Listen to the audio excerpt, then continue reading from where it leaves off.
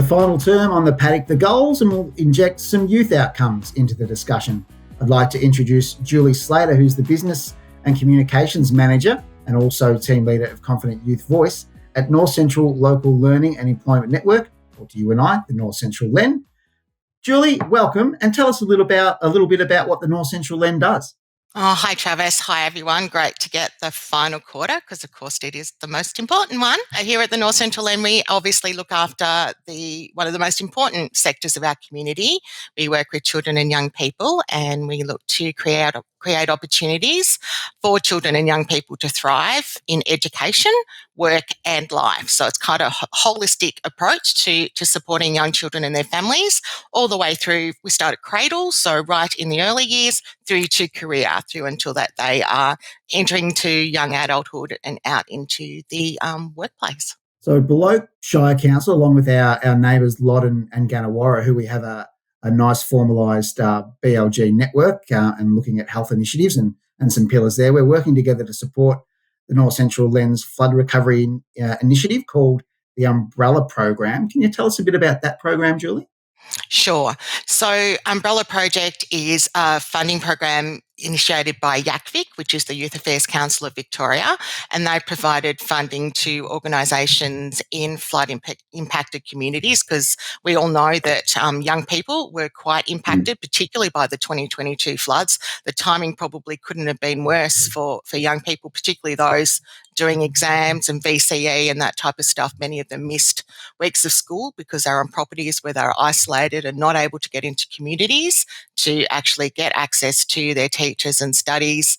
I know we were talking to a teacher from Charlton College earlier this week, and she said the number of special consideration applications was huge as a result of young people that weren't able to get access to their studies. So we put in for funding with the Northern District Community Health Service as a partnership project to run an umbrella project across our 3 communities, and it's got a few different components. So the components that we've already finished were to bring Dream Seeds, which is an awesome program run by Youth Thrive, which is another for-purpose organisation like us, and they deliver a workshop that is delivered by young people for young people around resilience, aspiration and connection. So exactly what we needed. And those took place in November, December last year as the communities were immediately recovering from the flood.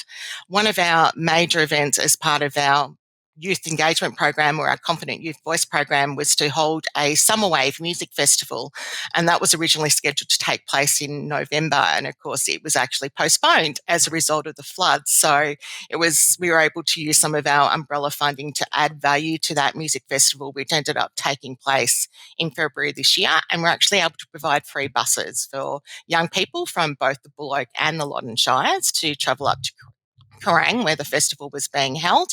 And we also were able to work with a lot of support agencies like Headspace, Youth Thrive, our own Youth Takeover program to actually provide a section at the festival that was a whole range of support services and activities for young people to do when they weren't listening to the music. So that was really great.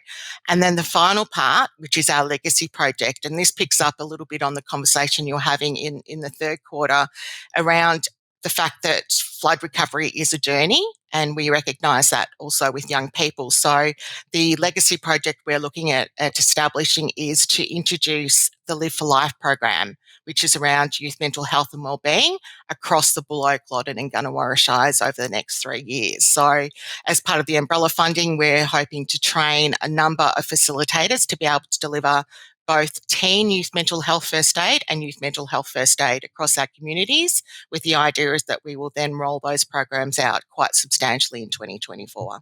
Preparedness for flood and our youth and their health and wellbeing. Your team, again, doing some great work in this space as well, contributing to the Victorian government inquiry into the floods. Tell us a bit about the early findings, Julie.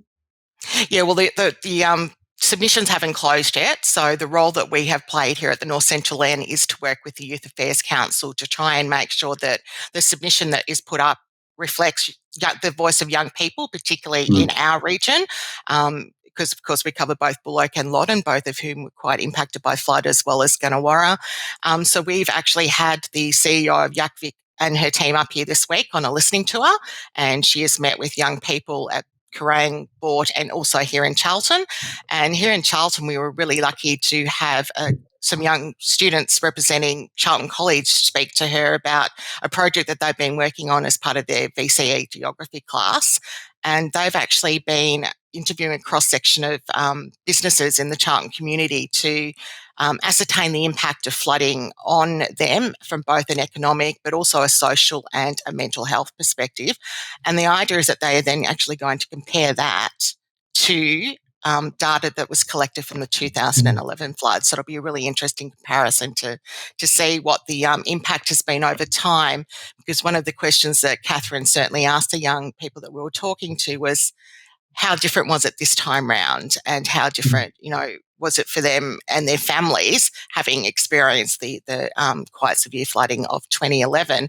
And they were able to share the journeys about that. A lot of their families, they were only in kinder, so the actual guys on our panel themselves weren't overly impacted, although one of them did say that they were displaced for 6 months, so that certainly had an impact on him, while they were able to rebuild the areas of their home that were flooded and needed to be replaced. But they talked about, getting in and helping out and being part of the flood recovery effort this time, and how it was really about community working with local government. So I think that's something that came through strongly and will hopefully be reflected in that submission to government. Remarkable project, and I hope it goes very well for them. One thing that I love that North Central does is the Engage program. They're creating confident youth voices, and Council's really pleased to partner with the North Central Len on this project to grow our youth voices in the community. We've seen some really great examples of that, and we had one together last night, Julie, in Watcham, when Blake Lee from Birchip presented to Council at a briefing. Can you tell us a bit more about the Engage program?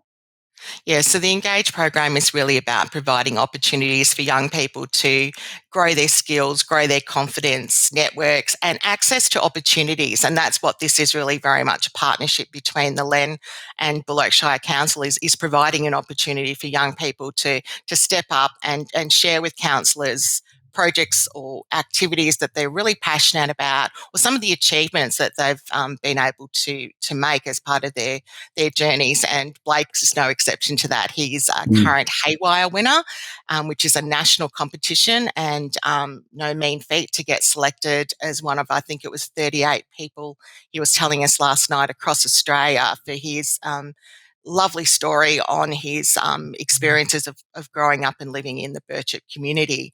And as a result of that, he was able to attend a 5-day summit up in Canberra and, mix with those other 38 Haywire winners, and really has some solid, concrete discussions around things that are important to young people, and how we can, make decisions that positively impact on the lives of young people living in rural areas. So, and that's just one of the many groups that we've had come to council over the last 3 years that we've been running this program. So it's a really exciting initiative to get young people involved in council's decision making. Yeah, and it does. It has a profound impact on both the councillors and the executive staff as well, that get exposed monthly to our youth of Bullock Shire. So it's tremendous. And Blake was tremendous last night as well, and he would have had a run around today for the Birchip Watcham Bulls.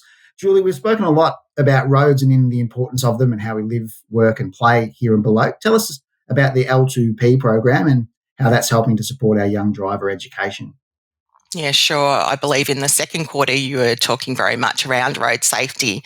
And here at the North Central Len, I suppose our component of that is to support getting our young drivers onto the road prepared by the time they get their licence, when they go for that, whether it's when they're 18, 19, 20, etc. So we coordinate the Bullock Lot and L2P program, and that's been running for over a decade across the 2 municipalities, where we are able to help young drivers from 16 to 21 years of age who have got their learner's license but are struggling to get the 120 hours of driving practice that they need to qualify to get their license. So we actually match them with an experienced driver who has undergone training with us as part of the L2P program, and then they help the young person learn to drive in a whole range of road conditions, so that by the time they get their license, they are a really strong driver.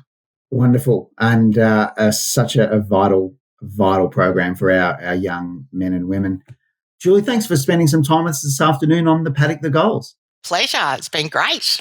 And thank you to the North Central Football League, ROSPA, Chartsec, the North Central LEN, Rural Financial Counselling Services, and our partnering shires of Gannawarra and Loddon and the Emergency Management Victoria as well for their support. We hope you've enjoyed this vodcast, and this is just the start as we have more to come across the coming weeks. Keep a lookout in your local papers, footy recorder, social media, and on Council's website for information on the next The Paddock, the Goals. We will transcribe a summary of today's vodcast and make it available in print form. If you'd like a copy, reach out to us next week by calling customer service on 1300 520 520. Have a happy and safe weekend, and travelling home today, no matter if you're at home or away, drive safely and to the conditions.